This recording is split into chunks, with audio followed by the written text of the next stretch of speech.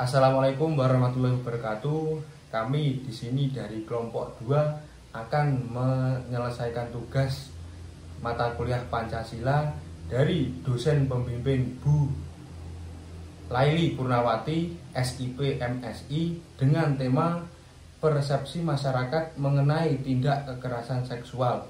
Sebelum saya mencari narasumber, saya akan memperkenalkan kelompok 2 kami.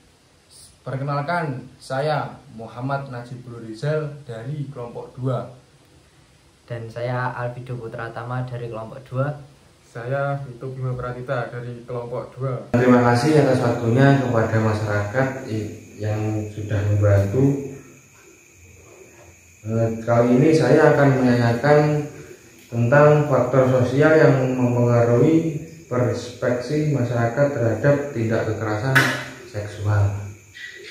Jadi seperti faktor sosial yang mempengaruhi persepsi masyarakat terhadap tindak kekerasan seksual antara lain 1. Norma budaya dan tradisi. Beberapa budaya yang mungkin memiliki pandangan konservatif yang menyalahkan korban berdasarkan pakaian atau perilaku mereka, yang mengarah pada penilaian yang keliru terhadap tindak kekerasan seksual. Yang kedua, pengaruh pendidikan dan hiburan. Ini yang seringkali menggambarkan kekerasan seksual dalam konteks yang meremehkan atau bahkan menyalahkan korban. Hal ini dapat membentuk pandangan publik yang sering sensitif terhadap masalah ini. Yang ketiga, pendidikan dan pengetahuan. Semakin rendah pengetahuan yang tentang isu ini, semakin besar kemungkinan masyarakat memiliki pandangan yang menyalahkan korban atau menanggapi kekerasan seksual sebagai hal yang biasa. Siap, terima kasih atas masukannya dari masyarakat tentang faktor sosial yang mempengaruhi persepsi masyarakat terhadap kekerasan seksual. Sebelumnya mohon maaf, saya di sini akan mempertanyakan perihal bagaimana persepsi masyarakat terhadap kekerasan seksual yang mempengaruhi penanganan kasus kekerasan seksual di lingkungan sekitar. Jadi prinsip masyarakat terhadap kekerasan seksual dapat mempengaruhi penanganan kasus secara signifikan. Jika masyarakat memiliki persepsi yang salah, misal menganggap kekerasan seksual hanya terjadi pada perempuan dengan perilaku tertentu atau berpakaian yang terbuka, hal ini bisa menyebabkan korban merasa disalahkan dan tidak melapor. Sebaliknya, jika masyarakat memahami bahwa kekerasan seksual dialami siapa saja, terlepas dari jenis kelamin atau penampilannya, korban akan lebih terdorong untuk melapor terjadinya tersebut dan penanganan kasus menjadi lebih cepat dan tepat. Oleh karena itu, penting bagi masyarakat untuk memiliki persepsi yang benar bahwa kekerasan seksual adalah pelanggaran yang tidak dapat dibenarkan dalam kondisi apapun dan keadaan apapun. Siap, terima kasih atas tanggapan dari masyarakat perihal persepsi kekerasan seksual yang mempengaruhi di lingkungan sekitar. Di sini saya akan menanyakan kepada masyarakat untuk bagaimana cara masyarakat dapat mengubah persepsi mereka tentang kekerasan seksual untuk menciptakan lingkungan yang lebih aman bagi korban. Jadi untuk mengubah persepsi masyarakat tentang kekerasan seksual dan menciptakan lingkungan yang lebih aman bagi korban, ada beberapa langkah yang dapat dilakukan, seperti halnya yang pertama pendidikan dan sosialisasi, seperti edukasi kepada masyarakat mengenai kekerasan seksual penting dilakukan agar memahami siapa saja yang bisa menjadi korban, serta menegaskan bahwa kekerasan seksual bukan tanggung jawab korban melalui kampanye, seminar, dan diskusi. Yang berikutnya, kedua, penyuluhan kepada media. Media memiliki peran penting dalam membentuk persepsi masyarakat mengenai kekerasan seksual. Harus berhati-hati dalam menyajikan berita, menghindari menyalahkan korban dan meremehkan kekerasan. Yang ketiga, mendukung korban dengan cara positif. Masyarakat harus mendukung korban dengan empati, memberikan ruang untuk berbicara tanpa rasa takut, serta menghormati privasi dan keputusan mereka dalam melaporkan kejadian. Ya. Siap, terima kasih atas masukannya dari masyarakat tentang bagaimana cara masyarakat dapat mengubah persepsi mereka tentang kekerasan seksual untuk menciptakan lingkungan yang lebih aman bagi korban. Selamat sore, perkenalkan nama saya Vito Bunga Pratita. Di sini saya sudah bersama narasumber saya, ada Mas Ival dan Mas Wisnu. Kali ini saya akan membahas tentang tindak kekerasan seksual yang terjadi di masyarakat. Akhir-akhir ini begitu marak. Iya, sangat banyak Kekerasan seksual di masyarakat. Dan menurut Mas Wisnu sendiri, faktor apa yang mempengaruhi maraknya tindak kekerasan seksual di lingkungan masyarakat ini? Faktor apa? Yang pertama itu mungkin Dari pengendalian juga, mungkin yang pertama itu pengendalian diri. Kurangnya menurut saya itu karena kurangnya pengendalian diri dari masyarakat, atau mungkin kebanyakan laki-laki lah, mungkin kurang pengendalian diri, jadi dia itu tidak bisa menahan nafsunya untuk melakukan itu. Untuk Mas Ival sendiri mungkin ada pendapat faktor yang faktor kemungkinan ya pasti ya dari laki-laki ada pengendalian diri itu. Laki-laki terus dari cewek Ya, ada, benar. Kalau dari laki-laki ya itu pengendalian diri itu tadi. Kalau dari faktor cewek ya dari pakaian lah. Ya lebih ditutup gitu, kayak hijab atau apa ya? Yang itu loh, yang tutup kan apa namanya? Cadar ya itu. Emang kalau sudah tutup itu bisa menjamin, bisa Ya. menghindari pelecehan itu. Ya sebenarnya nggak bisa menjamin 100%, tapi paling nggak minimalisir.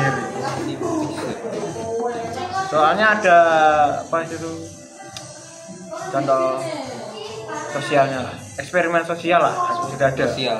Sudah ada. Tapi sekarang banyak bukit yang pakai hijab. Oh iya, betul sekali. Dan itu Tidak bisa. menurut saya ya gimana ya, prihatin sih saya menurut itu, karena mereka menggunakan sesuatu itu untuk berbuat itu. Prihatin saya sebenarnya. Tapi ya itulah, pokoknya kalau di masyarakat tuh bajunya lebih rapi lah, jangan kebuka ini buka itu ya, jangan, lebih rapi. Terus yang kedua ini, tindak kekerasan seksual ini kebanyakan menyasar ke anak di bawah umur. Ini apa ini?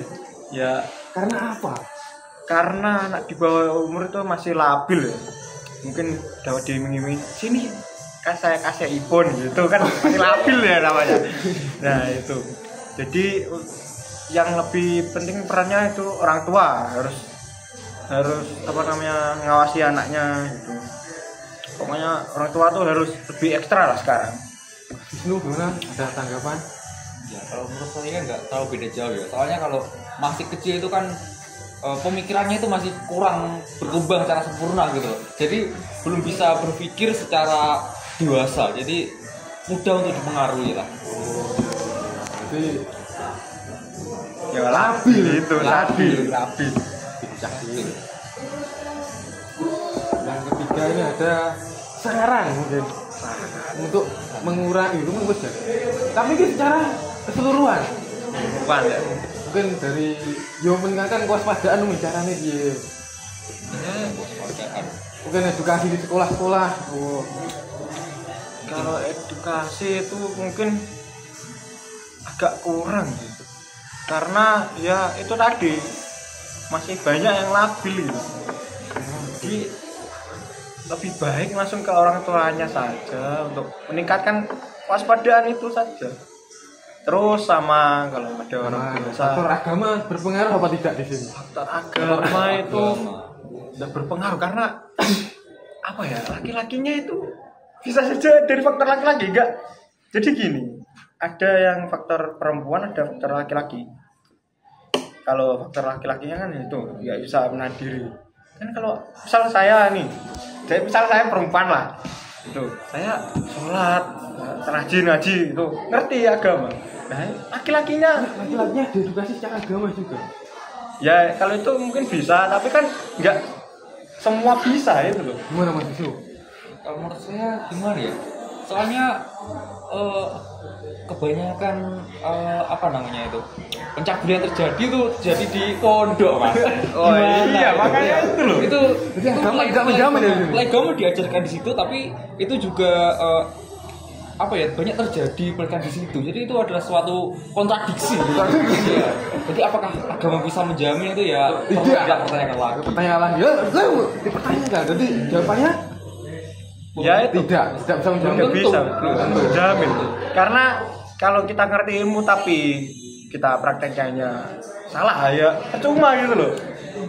Jadi ya paling penting itu diri sendiri ya, di keluarganya juga. Ya agama itu berpengaruh tapi ya enggak banyak, 25%. Pakai menit. Hitungan dari mana? Angka dari Data mana? lebih. Dari mana? Ya, karena paling besar itu agama sama diri sendiri itu. Kalau menurut saya untuk menanggulangi, untuk mengurangi itu kita bisa belajar bela diri, mas. Oh iya, bela diri ya bisa Salah juga. satunya untuk mencegah orang-orang yang ingin melakukan ya belah tindak seksualitas. Tapi sekarang bela diri agak-agak ya. Pak. Iya. Itu topik. Ngono. Ya. Menurut saya seperti itulah. Piye lek untuk lakukan? Untuk piye? Untuk piye? Apa yang kamu lakukan itu? Oh iya. Wih, tapi wis telu kok. Wis gak usah. Yo tak lo apa yang piye wis telu. Sekarang mau. Iya, buat tambah ya. Wis. Temen. Wis. Lek untuk piye? Mungkin sekian dari saya dan dua narasumber saya. Selamat sore dan terima kasih. Salam sejahtera. Salam Hidup sejahtera. mahasiswa. Hidup. Assalamualaikum warahmatullahi wabarakatuh. Di sini saya sudah bersama narasumber saya yang akan membahas tentang bagaimana persepsi masyarakat tentang kekerasan seksual. Sebelumnya, perkenalkan nama saya Alfido Putratama dan kakak sendiri Melati Kusuma. Kak Melati Kusuma. Oke, Kak Melati Kusuma.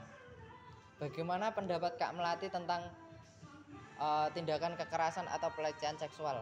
Yang dari informasi yang saya dapat, bahwasanya menurut persepsi masyarakat tentang kekerasan seksual pada umumnya pelaku itu harus dikenakan hukuman yang seberat-beratnya.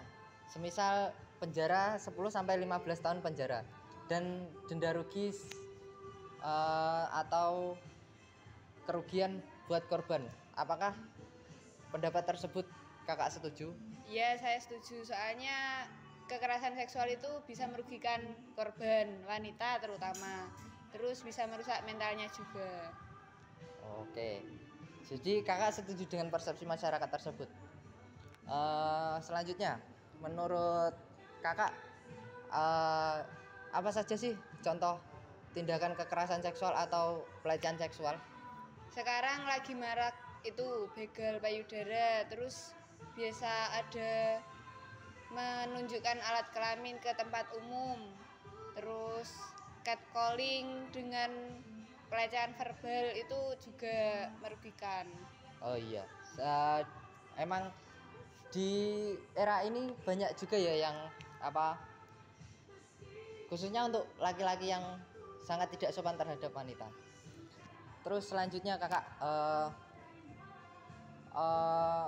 mohon maaf sebelumnya ya kak, ini apakah kakak pernah mengalami pelecehan seksual? Enggak mas, jangan sampai kalau bisa. Alhamdulillah kalau gitu ya. Terus upaya apa saja yang kakak lakukan tentang upaya apa saja yang kakak untuk menghindari kekerasan seksual ataupun pelecehan seksual? Kalau bisa hindari tempat yang bisa rawan akan pelecehan seksual atau kekerasan seksual. Terus bela diri fisik kalau perlu, bersikap tegas terhadap laki-laki yang tidak dikenal. Oh iya, ya itu juga termasuk upaya-upaya bagi wanita ya kak ya. Oke, untuk selebihnya terima kasih ya kak atas waktunya. Mohon maaf mengganggu. Kesimpulan dari 3 narasumber yang kita wawancarai, bahwasanya tindakan kekerasan seksual itu sangat fatal dan juga dapat memicu amarah warga.